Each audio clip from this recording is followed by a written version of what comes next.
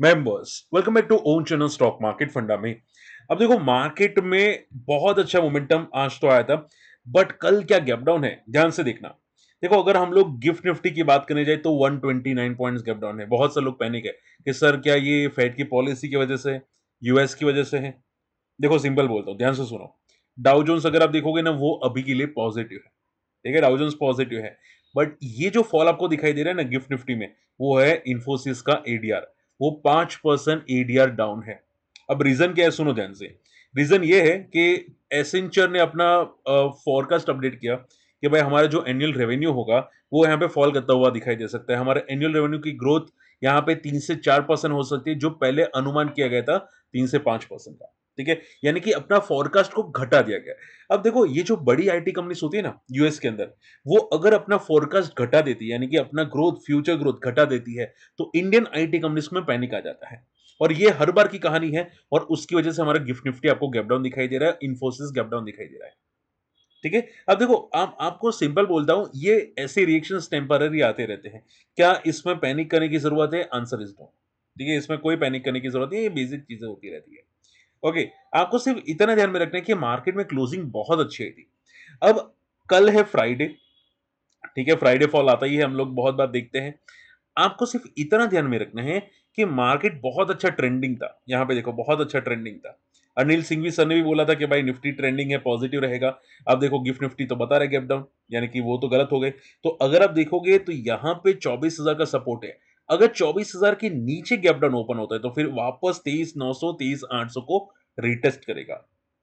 Clear. And मैं आपको simple आपको बताने की कोशिश की थी करंट मंथ के अंदर कि मार्केट बहुत ज्यादा इस मंथ में ऊपर नहीं जाएगा, एक रेंज बाउंड रहेगा। और ये अंदाजा आपको यहां पे आता हुआ दिखाई दिया है।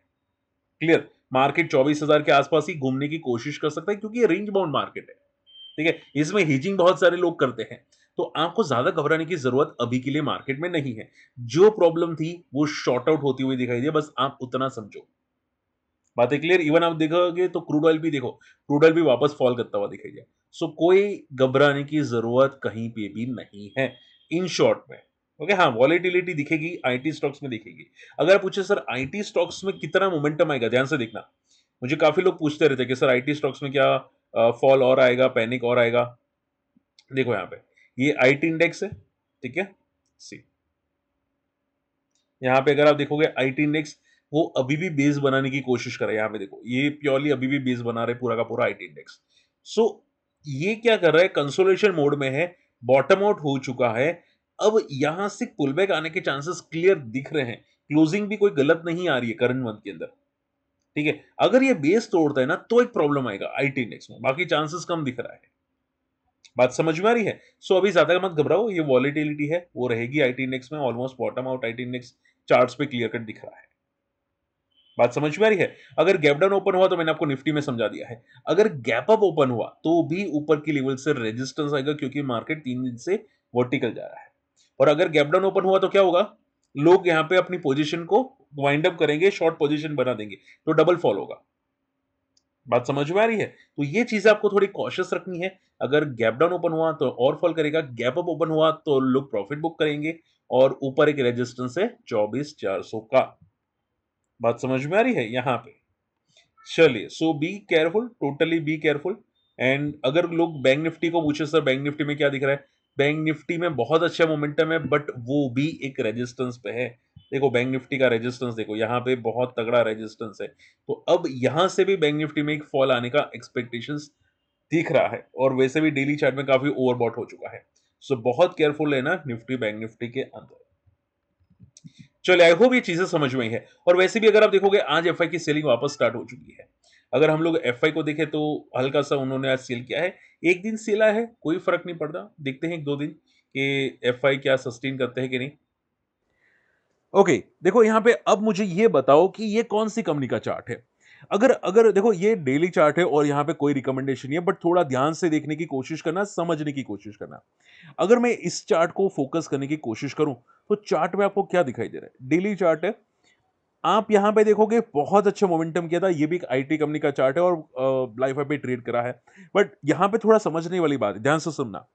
बहुत से लोग कंफ्यूज होते हैं कि सर ये स्टॉक इतना अच्छा ट्रेंडिंग था और बहुत अच्छी मोमेंटम कर रहा था, यहाँ पे सडनली फॉल क्यों आया और फॉल आने के बाद वापस लाइफ को क्यों ब्रेक किया?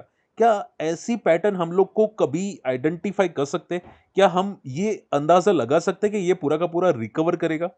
ठीक है, बहुत से लोग स्टॉक में ट्रैप होते हैं ना, और ये जानना बहुत जरूरी है। ध्यान से सुनना क्योंकि ये इंपॉर्टेंट है। ओके, और अगर आप मुझे कमेंट में गैस करके बताना ये कौन सी कंपनी है। अब देखो, चार्ट को समझना मैं जो समझाने की कोशिश कर रहा हूं। अगर आप देखो कि डेली चार्ट में मोमेंटम बहुत स्ट्रांग थी, आप देखें ना यहाँ पे, ये मोमेंटम बहुत स्ट्रांग थी। ये क्लियर बता रहा है कि यहाँ पे कोई बड़ा प्लेयर एंटर हुआ है, क्योंकि ये वर्टिकल मोमेंटम थी लगातार पॉजिटिव। ये क्लियर होता है कि बड़ा प्लेयर्स एंटर किया। यहाँ पे भी देखो वॉल्यूम्स कितने अच्छे हैं। उसके बाद फॉल करने के बाद वापस बहुत बड़ा स्पाइक हुआ। देखो 20 रेवा को ब्रेक किया और वापस बहुत बड़े वॉल्यूम्स आए। अब ये क्लियर है कि कोई बड़ा प्लेयर तो है, बट ये एफआई नहीं हो सकता है, क्योंकि जनरली एफआई होते हैं ना, वो 20 रेवा पे सपोर्ट लेके स्टॉक को भगा देते हैं। वो 50 मूविंग एवरेज पे नहीं लाते। बट यहां पे आप देखोगे 50 मूविंग एवरेज पे आने के बाद बहुत तेजी से भागा। ठीक है, अब ये तो क्लियर हो गया कि भाई ये ट्रेंडिंग स्टॉक है, पॉजिटिव ट्रेंड में जा रहा है। तो ट्रेंड अच्छा था, फिर यहां पे क्यों फॉल हुआ? Because of the news. ठीक है, कोई न्यूज आई स्टॉक में, यहां पे फॉल आता हुआ दिखाई दिया, और ये न्यूज पूरे सेक्टर की थी। ठीक है, टेलीकॉम एआई सेक्टर की थी, एआई रिलेटेड कुछ न्यूज थी, इसकी वजह से फॉल हुआ। स्टॉक में बहुत तगड़ा क्रैश है। अब जनरली यहाँ पे ये सेल सिग्नल जनरेट कर देता है कि भाई इतना बड़ा फॉल, ये प्योर सेल सिग्नल जनरेट कर देता है। बट उसके बाद देखोगे 50 मूविंग एवरेज पे वापस सपोर्ट लेके ये बाउंस किया। ये कैंडल देखी, ये ग्रीन कैंडल। अब आपको सिर्फ इतना ध्यान में रखना है कि ये जो फॉल करता है ना, ठीक है, हालांकि मैं भी डर गया था इसके ये फॉल के अंदर, बट यहां पे जो रिकवरी आई ना, ये वाली कैंडल, ये क्लियर बता रही थी कि भाई इसको जाना ऊपर ही है, ये बस वॉलेटाइल होके फॉल हुआ है। बात समझ में आ रही है? तो मैंने भी एज अ डिस्क्लेमर, मेरे पास भी कुछ क्वांटिटी थी यहाँ पे, मैं भी पैनिक में आ चुका था।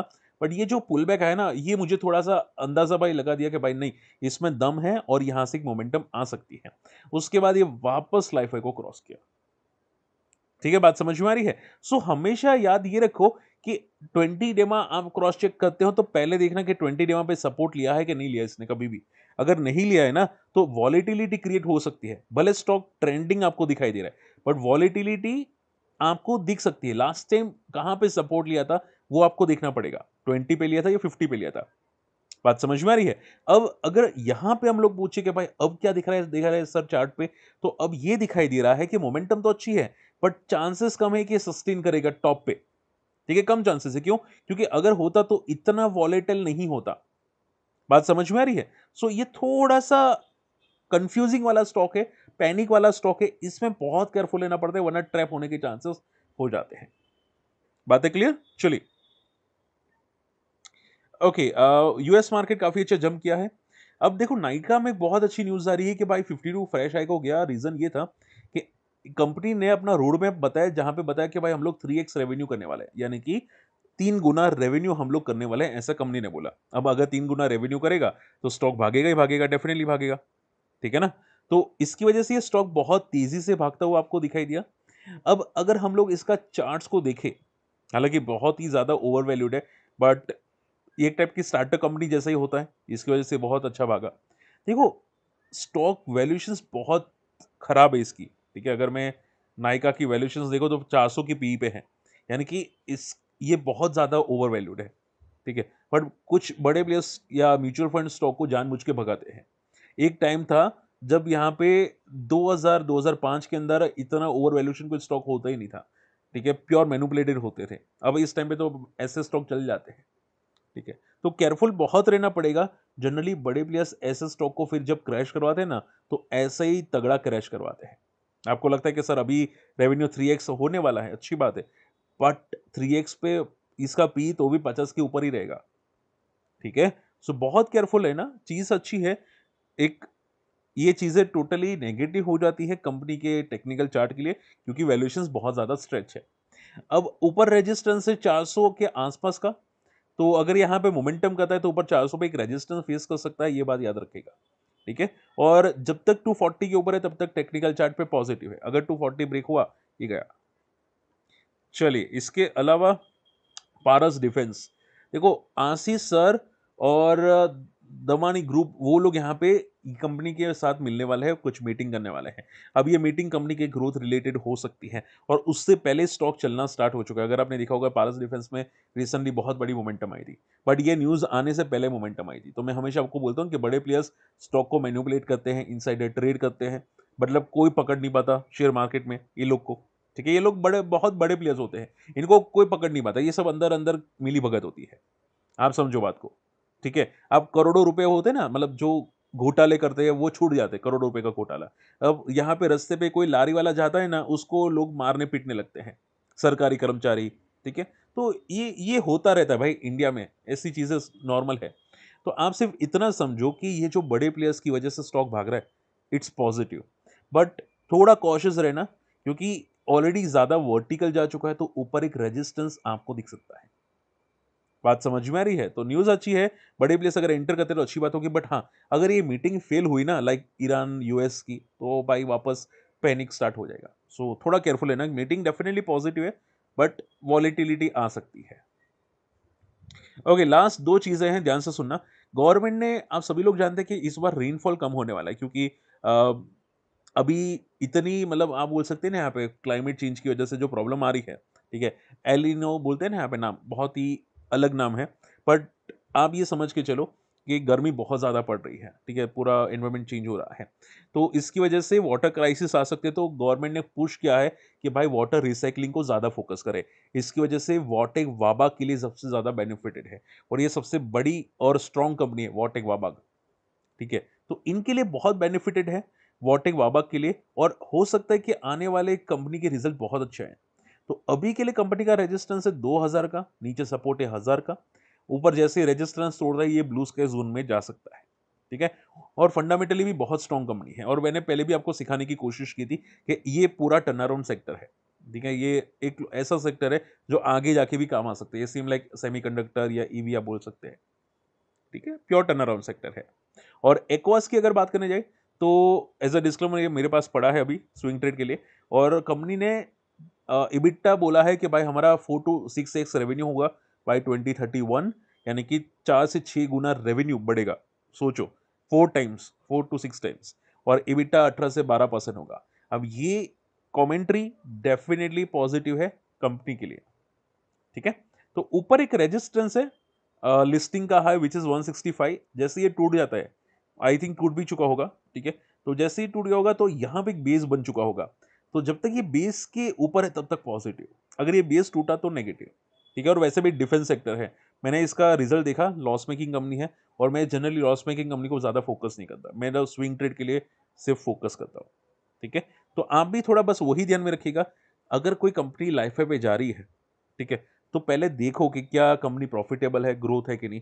अगर नहीं है ना, तो आप सिर्फ ये समझो कि म्यूचुअल फंड की वजह से शायद छोटा मोटा मोमेंटम कर रहा होगा। बात समझ में आ रही है? तो बस उतना ध्यान में रखिएगा। चलिए फटाफट आप लोगों की क्वेरीज लेना स्टार्ट करते हैं। सबसे पहली जो क्वेरीज आ रही है वो है कृष्णा फॉस्फेट की। सर मुझे ये क्वेरी कवर कर दो, कर लेते हैं कवर कृष्णा फॉस्फेट में। सर मैंने इसके फंडामेंटल्स देखे थे, रिजल्ट्स बहुत अभी अच्छे आए थे कृष्णा फॉस्फेट के। ठीक है, केमिकल सेक्टर। आप सिर्फ इतना समझो सर कि थोड़ा वॉलेटाइल बंदा है। देखिए, ये जो सेक्टर है वो भी वॉलेटाइल है और बंदा भी वॉलेटाइल है। ऊपर एक रेजिस्टेंस है अराउंड 600 का, अगर ये ब्रेक कर चुका होगा तो आप ये समझो फिर ये ब्लू स्काई जोन में चला गया होगा, तो 600 फिर सपोर्ट बना देगा। ठीक है, तो 600 से लेके 450 बहुत बड़ा सपोर्ट जोन ये हो जाता है, और ऊपर एक पूरा ब्लू स्काई जोन में है, और रिजल्ट्स बहुत टर्न अराउंड आए थे। तो अगर ये लाइफ को ब्रेक कर चुका होगा तो ये बहुत अच्छी बात होगी, और ये प्योर टर्न अराउंड बात होगी। देखो यहाँ पे कंपनी ने बहुत अच्छा ग्रोथ किया था और रिजल्ट्स भी बहुत अच्छे आए थे। ठीक है, तो ऐसा लग रहा है टर्न अराउंड सेक्टर है, टर्न अराउंड स्टॉक है, बड़े प्लेस है, यस बड़े प्लेस है, तो ठीक है, मोमेंटम अच्छी है स्टॉक में। कोहेंस लाइफ साइंस सर क्या टच करेगा, मुझे किसी ने कमेंट किया था।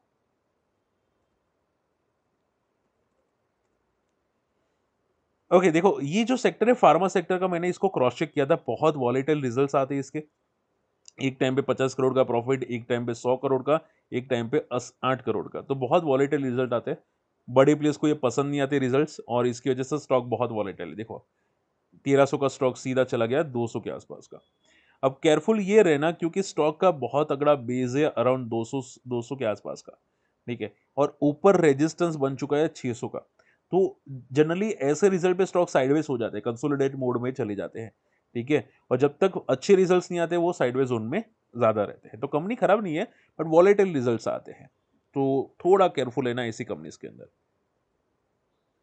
सेम सिटी आपकी क्वेरी कर लूंगा, ठीक है, हम क्योंकि काफी लोग जानते हैं कि आपकी क्वेरी ज्यादा आती है, तो आपकी क्वेरी में कल लेने की कोशिश करूंगा। केएनआर कंस्ट्रक्शन मुझे किसी ने पूछा था, केएनआर कंस्ट्रक्शंस, ठीक है। देखो मैंने आपको पहले भी समझाया कि जनरली ये सेक्टर बहुत खराब सेक्टर है, ठीक है। ये चल जाए तब चल जाए, नहीं चलता बहुत खराब नहीं चलता, ठीक है। आप देखोगे एक टाइम में बहुत अच्छा भागा था 400 पे, अब ये क्रैश हुआ है और बहुत तगड़ा क्रैश हुआ है, पूरा ओवरसोल्ड जोन में है।